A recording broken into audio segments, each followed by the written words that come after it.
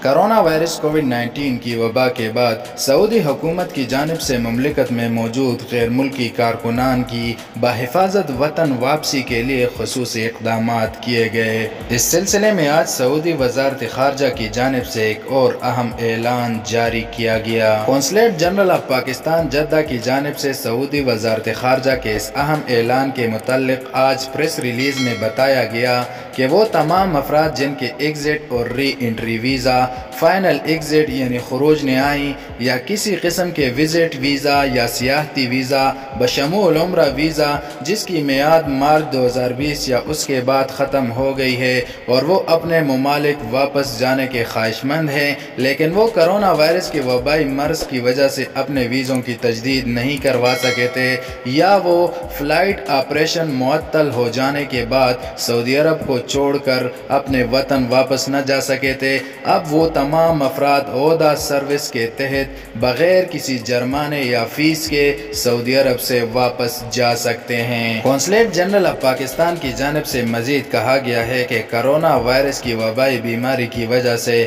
موجودہ حالات کے پیش نظر سعودی حکومت کی جانب سے یہ عارضی ریلیف ہے، لہٰذا سعودی عرب میں پھنسے وہ افراد جن کے ایگزٹ اور ری انٹری ویزا، فائنل ایگزٹ یعنی خروج نہائی یا کسی قسم کے وزٹ ویزے ایکسپائر ہو گئے ہیں اور وہ اپنے ممالک جانے کے خواہاں ہیں تو وہ سعودی حکومت کی جانب سے اس خصوصی ریلیف کا استفادہ حاصل کر سکتے ہیں۔